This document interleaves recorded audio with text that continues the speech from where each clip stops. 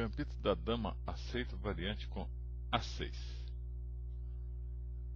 D4, D5, C4, D toma C4, o gambito aceito. Cavalo F3, cavalo F6, E3. Aqui pode ser jogado A6 também. Depois de bispo C4, E6, chegando à linha da partida. Aqui seguiu E6, bispo toma C4, A6. A ideia das negras é jogar B5, bispo B7, ficando o bispo no excelente diagonal, e depois C5, conseguindo um ótimo jogo. As brancas têm que tomar medidas contra esse plano. Roque,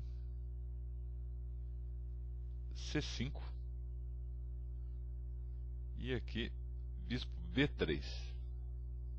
As brancas tiram o bispo direto do ataque do peão B.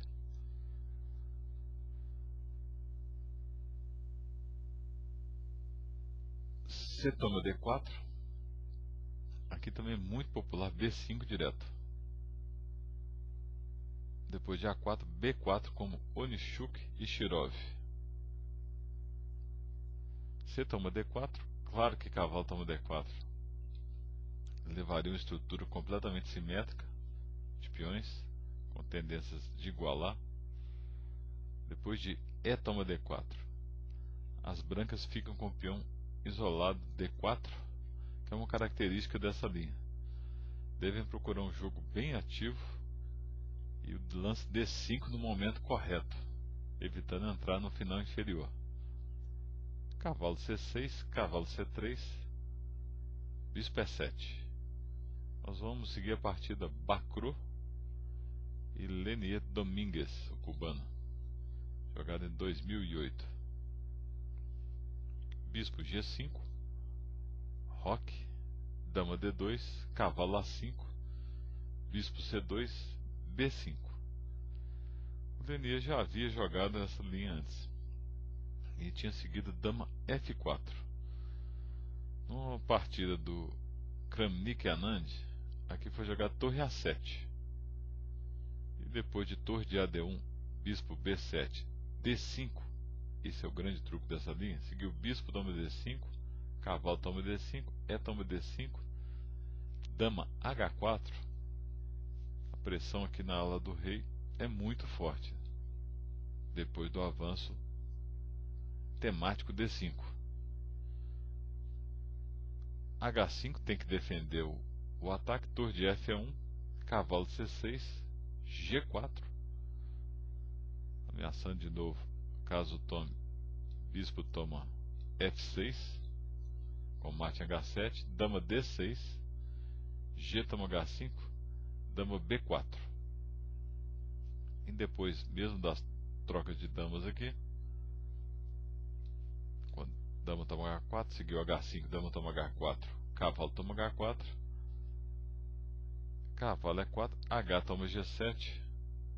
As brancas tiveram vantagem em Kramnik Anand, Dortmund 2001, que seguiu G6,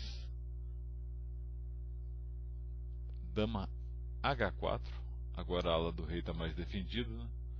Torre A8, D5, a mesma linha e o tempo certo na partida Kramnik, o tempo errado na partida Bruzon e Lenier Domingues, Cuba 2006.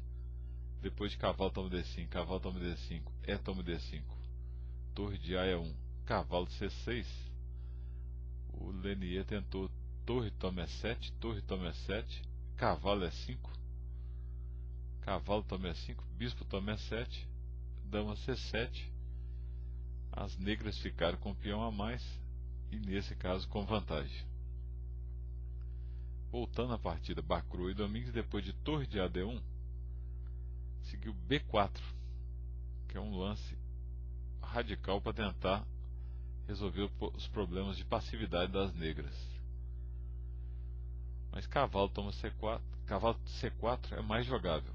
Por exemplo, dama F4, torre A7, cavalo E5, torre C7, uma posição típica dessa linha, apesar de outra partida Kramnik Anand, Leão 2002, as brancas terem vencido. O B4 foi refutado com dama D3. Interessante lance. Depois de G6 forçado, é claro. Se B toma C3, bispo toma F6. Depois de G6, D5, B toma C3 é a linha correta. Na partida foi jogada E toma D5. Depois de B toma C3, D6, bispo toma D6. As brancas devem evitar dama toma D6, dama toma D6, torre toma D6 devido a cavalo D5 e a torre fica presa. Dama C3, seguindo E5, cavalo toma E5, torre A8, cavalo F3, torre A6 e as brancas estão um pouco melhores devido à atividade e a ala do rei debilitada. Reparem que as peças negras estão meio inseguras. O cavalo segura pela dama e a dama segura o cavalo de F6 que está cravado, o bispo de D6 também cravado. Se as negras conseguirem resolver esse problemas provavelmente vai empatar, mas aí não está fácil não. Depois de E toma D5, cavalo toma D5. Mais uma vez vimos o D5 jogado no tempo certo, né? Dama toma D5, dama toma D5, cavalo toma D5, torre toma D5, bispo toma G5, cavalo toma G5.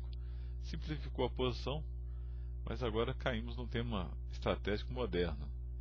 As brancas estão muito mais ativas, controlam o centro, e as pretas estão muito passivas, as torres ainda não estão ligadas, o cavalo de A5 está indefeso, precisa ser manobrado. Os peões da ala da dama estão desligados e avançados. Então as brancas têm vantagem e seguiu uma partida muito boa do Bacro com cavalo B7, torre D4, H6, cavalo F3, A5. Mesmo ligando os peões ainda não está solucionado o problema, porque eles estão muito avançados. Bispo E4, continuando o jogo de peças, né, não deixando o cavalo sair de B7, torre B8, torre C1. Repare a colocação central das peças brancas, a atividade das torres brancas comparada com as torres negras. Bispo E6, H4 e aqui bispo toma 2, atitude do xadrez moderno, tentando compensar com ganho material a perda posicional e depois segurar até vencendo a partida. Mas depois de cavalo E5, bispo E6, torre C7, a situação das negras ficou negra, está ameaçando cavalo C6, seguido de cavalo E7, posição muito difícil, cavalo D8, torre A7. O peão a mais é pouco pela posição que as pretas estão. Depois de torre B5, cavalo D7, mais uma vez simplificou com o bispo toma D7, torre toma D7, mas as brancas conseguiram a posição ideal de ataque agora com as torres dobradas na sétima. Ainda sempre é uma esperança essas posições passivas de defesa. Aqui tinha torre A5, mas possivelmente o Lenier entendeu o bispo toma G6, que é um golpe básico nessas posições, mas depois de rei G7, torre D6, cavalo E6, bispo D3 seria a melhor chance das negras. Na partida seguiu rei G7 direto, e depois de torre A6 ameaçando torre toma G6, rei G8, bispo D5, de novo ameaçando torre toma G6,